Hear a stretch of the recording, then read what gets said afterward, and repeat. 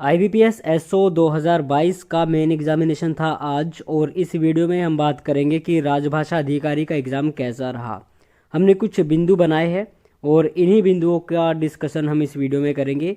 हम जानेंगे कि किस प्रकार का पैटर्न था, कैसा डिफ़िकल्टी लेवल रहा, और एग्ज़ाम का एनालिसिस करेंगे, और साथ में आपको बताएंगे मेमोरी बेस्ड क्वेश्चंस, और इसके साथ हम आपको बताएंगे कि रिज़ल्ट कब तक आ सकता है।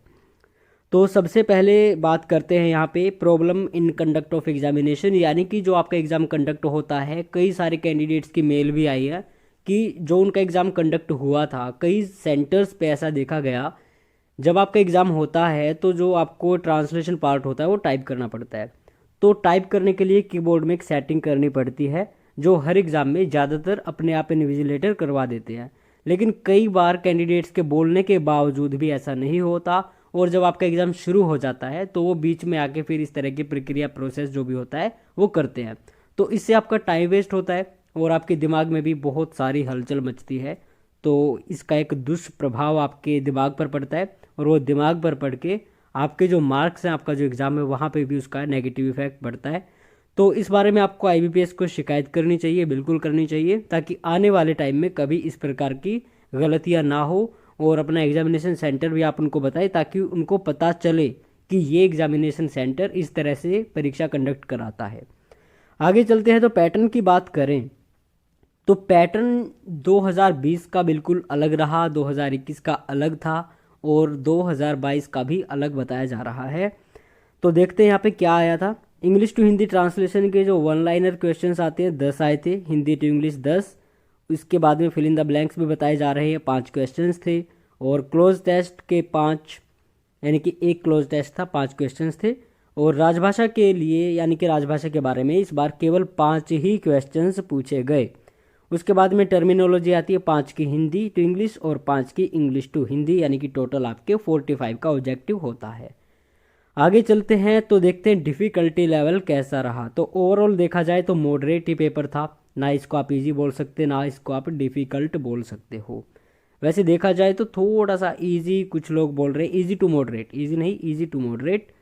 आगे चलते हैं और अब देखते हैं अगला कौन सा पॉइंट आता है। तो मेमोरी बेस्ड कुछ क्वेश्चंस आपके लिए हैं, जो मेल्स आई हैं, कैंडिडेट्स ने बताए हैं। तो यहाँ पे राजभाषा के जो क्वेश्चंस थे वो थे कंठस्थ टूल से रिलेटेड था, एक सही मिलान था धाराओं का, और राज्यपाल किसकी पूर्व अनुमति से, यानी कि किसकी अनुमति लेकर के इस तरह से जो भी कुछ नियम दिए गए हैं, तो एक फिल इन द ब्लैंक था, उसको भरना था। आगे फिर शब्दावली के बारे में बात करें तो भाई कुछ वर्ड्स थे जिनका इंग्लिश में ट्रांसलेशन करना था, जो इंग्लिश के थे उनका हिंदी में करना था। तो यहाँ पे आविष्कार, द्वार, परिष्कृत, साधन, तुष्टिकरण, move, potential, disinvestment, hands of, unrest, promoter, sensible, इस प्रकार के कुछ शब्द देखने में आए थे। ये सारे शब्द नहीं है, ठीक है। और डिस्क्रिप्टिव देखा जाए तो इजी टू मॉडरेट बताया जा रहा है।